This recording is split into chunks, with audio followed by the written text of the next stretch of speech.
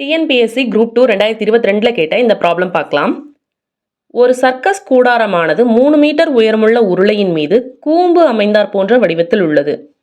அதன் அடிப்பக்க ஆரம் 52.5 மீட்டர், கூம்பின் சாய் உயரம் 53 மீட்டர் எனில் அக்கூடாரம் அமைக்க தேவையான கித்தான் துணியின் பரப்பை காண்க அப்படின்னு கொடுத்துட்டாங்க.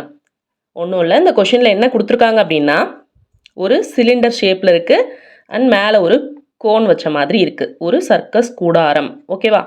அதோட மெஷர்மெண்ட்ஸ் கொடுத்துட்டாங்க.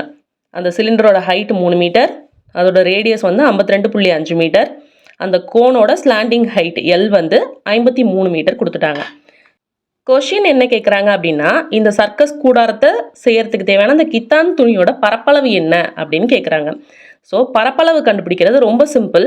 என்னன்னு பார்த்தீங்கன்னா, இந்த சிலிண்டரோட வலைப்பரப்பு இருக்கு இல்லையா, கர்வ்டு சர்ஃபேஸ் ஏரியா, அதையும் இந்த கோனோட வலைப்பரப்பு இருக்கு இல்லையா, கர்வ்டு சர்ஃபேஸ் ஏரியா, அதையும் ஆட் பண்ணோம்னா போதும், நமக்கு அந்த கித்தான் துணியோட பரப்பளவு கிடைச்சிரும்.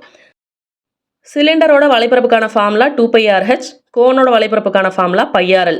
ஸோ இதில் வேல்யூஸை சப்ஸ்டியூட் பண்ணி சால்வ் பண்ணோம்னா நமக்கு ஆன்சர் கிடைச்சிரும். அப்போ 2πRH plus πRL is equal to, இதில் வந்து பை ஆறு காமனாக வெளில எடுத்துருவோம். அப்போ 2H ப்ளஸ் L அப்படின்னு இருக்கும்.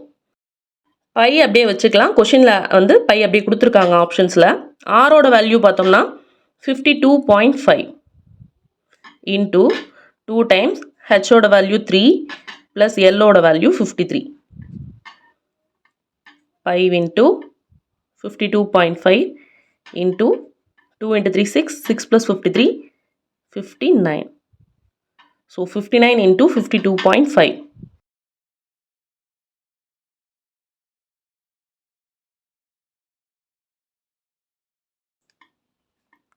3097.5 pi meter square.